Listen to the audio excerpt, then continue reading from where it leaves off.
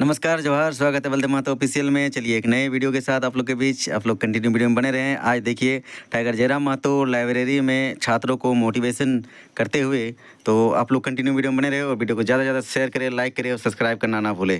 24 घंटा अवेलेबल है, केवल आप अवेलेबल। इसलिए इस बात को हमेशा याद रखो। आपको अगर कुछ करना है भैया, रास्ते बहुत सारे लोग बताएंगे, तरीके बहुत सारे लोग बताएंगे, लेकिन इरादा आपको करना, विश्वास आपको करना। आपको इस बात का भी डिसाइड करना है कि आप जो बनने जा रहे हैं, आप जो करने जा रहे हैं, वो केवल आपका ड्रीम नहीं है।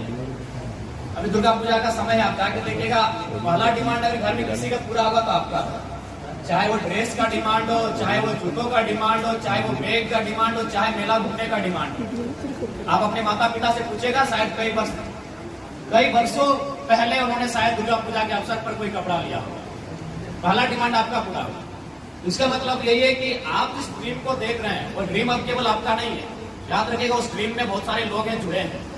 ड्रीम अब केवल आपका नहीं है, इसलिए आपके ऊपर एक बहुत बड़ी जिम्मेवारी है, और उस जिम्मेवारी से कैसे आपको टैकल करना है, ये भी आपको ही उठाना होगा। क्योंकि एक बात हमेशा याद रखिएगा, स्वामी विवेकानंद ने एक बात कहा था, महान संत भारत के, कि दुनिया में दिन में एक बार स्वयं से बात कर लिया करो, नहीं तो दुनिया के सबसे अच्छे इंसान से मिलने का मौका होगा।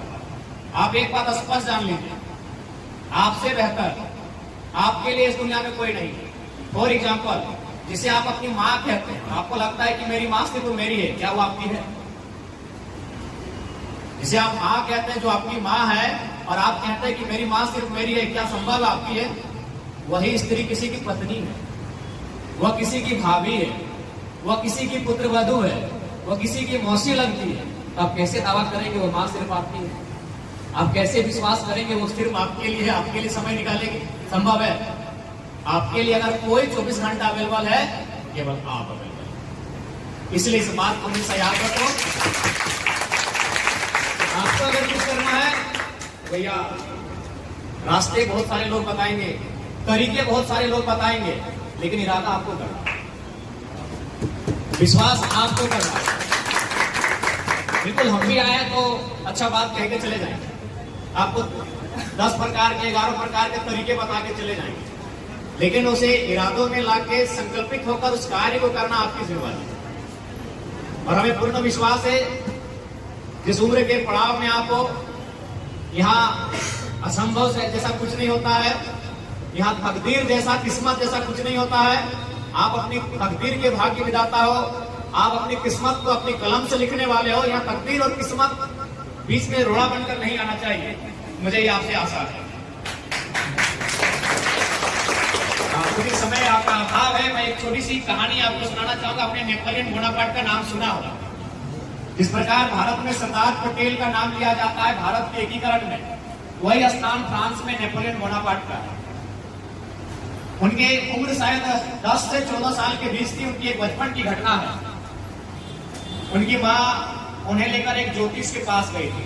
ज्योतिष तो हम लोग भी समझते हैं, जो हाथ की रेखाओं को देखते हैं, देखने के बाद कहते हैं कि ना ये इसका पढ़ाई लिखाई ठीक होगा, ये अफसर बनेगा, ये बनेगा, इसका शादी ऐसे होगा, नहीं होगा।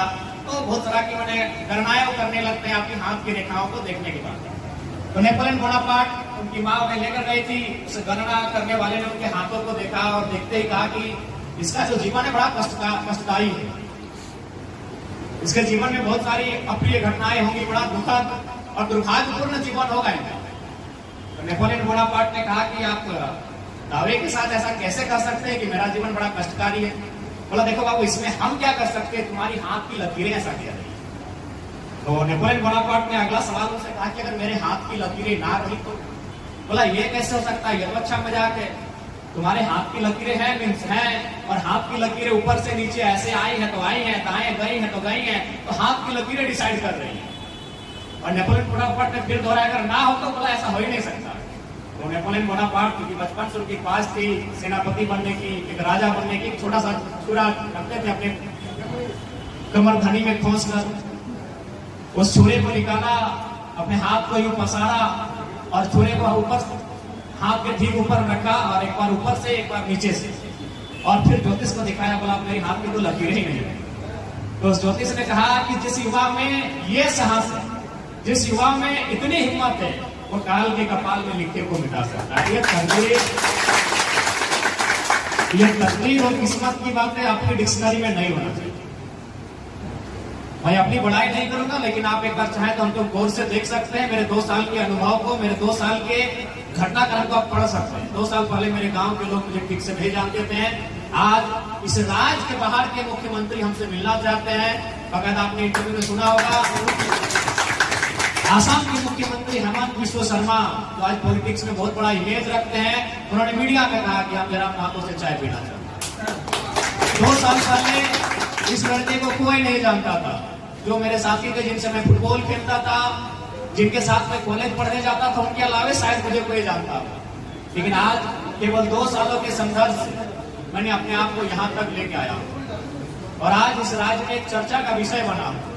चुनाव के परिणाम क्या होंगे नहीं होंगे मायने नहीं है, लेकिन कुछ दिन पहले आपने मेरा इंटरव्यू देखा होगा न्यूज चैनल, उसमें झारखंड के मुख्यमंत्री माननीय हेमंत सोरेन भी थे, पूर्व मुख्यमंत्री बाबूलाल मरांडी और चंपई सोरेन भी थे, पूर्व उप मुख्यमंत्री सुरेश महतो जी भी थे, 3 मंत्री, आपके गोड्डा से एक मंत्री हैं दीपिका पांडे जी भी थी, और 3-4 विधायक थे। सबने आया, सबसे बातचीत हुई कि राज्य को अब कैसे बनाएंगे, पेपर गड़बड़ी होता है, छात्र लगातार प्रोटेस्ट करते हैं, इस राज्य को कैसे बेहतर बनाएंगे।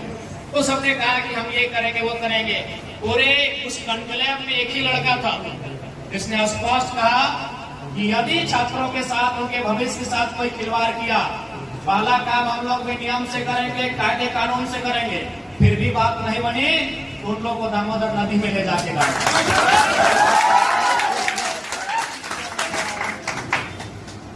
तो इसलिए मैं ये उदाहरण अपना मैंने इसलिए दिया कि 2 सालों में आज हम लोग यहाँ तक चल के आए, क्योंकि हम लोग किस्मत और तकदीर कुछ नहीं जानते। एकदम बहुत जिद्दी है, इतना जिद्दी है कि शायद 1-2 बज गया अभी तक खाना नहीं खाया। और आपको बताना चाहेंगे, लोकसभा का जो चुनाव हुआ था उसमें 10 दिन ऐसा दिखा था, गर्मी का दिन था, हम 10 दिन नहाए नहीं थे, 10 दिन हम ब्रश नहीं किए थे, 5 बजे सोते थे, 8 बजे उठ के जाते थे। लोकसभा का जो अभी एमपी का चुनाव पार हुआ, 5 बजे सोते थे, 8 बजे उठ के जाते थे, केवल खुला करते थे और जो सुबह का क्रियाकलाप, उसके बाद गाड़ी में ही भोजन और केवल मीटिंग्स, केवल सभा। और आज उसका परिणाम हुआ कि पूरे भारत के इतिहास में 1952 से भारत में चुनाव होता है, हम चुनाव, पूरे भारत के इतिहास में पहली बार कोई लड़का इंडिपेंडेंट फर्स्ट टाइम चुनाव लड़के 3.5 लाख वोट लेकर पूरे भारत, झारखंड की बात नहीं की, पूरे भारत में फर्स्ट टाइम। और कोई पब्लिक फिगर नहीं, कोई पब्लिक फिगर नहीं, एक आम लड़का जो गांव में रहता था, बस उसने अपनी एक और एक खास बात कि अपनी एक अलग इमेज बनाई। जैसे आज अगर मैं आपसे पूछूं कि चांद पे सबसे पहले कौन गया था, बताइए, मान लो चांद पे सबसे पहले कौन गया था? Neil Armstrong. दूसरे नंबर पे एडविन। तीसरे नंबर पे आपको भी नहीं मालूम, ईमानदारी से कहें हमें भी नहीं मालूम, अगर आपके शिक्षक जानते हैं तो अच्छी बात। अच्छा, हिमालय की सबसे ऊंची चोटी माउंट एवरेस्ट पे सबसे पहले कौन गया था? Edmund Hillary Tenzing. दूसरे नंबर पे आपको भी नहीं मालूम, मुझे भी नहीं मालूम, अंतरिक्ष में सबसे पहले कौन गया था? यूरी गगरिन। दूसरे नंबर पे, तीसरे नंबर पे आपको भी नहीं मालूम, मुझे भी नहीं मालूम। इसका मतलब क्या है कि दुनिया नंबर 1 को याद रखें। अब ये आपको डिसाइड करना है कि आप किसी एक फील्ड में अपने आप को नंबर 1 बनाते हैं। एक छोटा सा उदाहरण देते हैं, मान के चले इन्हीं में से कुछ बहनें किसी हॉस्टल में पढ़ती हैं, हॉस्टल से रहकर आप पढ़ाई कर रहे हैं, किसी लॉज में रहती हैं, ठीक है। मेरे कहने का मतलब है आपके अंदर एक हुनर ऐसा होना चाहिए जिसको लेकर दुनिया आपको सर्च करे।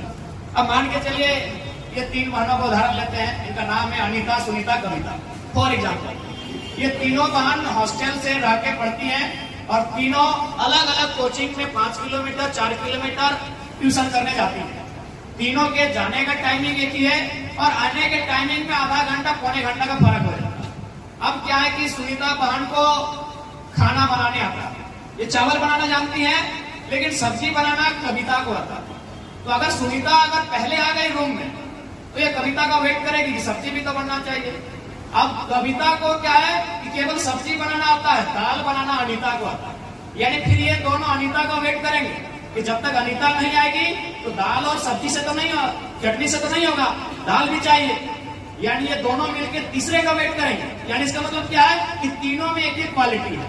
अनीता में एक क्वालिटी है, सुनीता में एक क्वालिटी है और कविता में एक क्वालिटी है। लेकिन मान के चलिए अगर ये तीनों क्वालिटी केवल अनीता में होती तो अनीता पहले आती और ये दोनों का वेट नहीं करती, दाल भी बना लेती, चटनी भी बना लेती, भात भी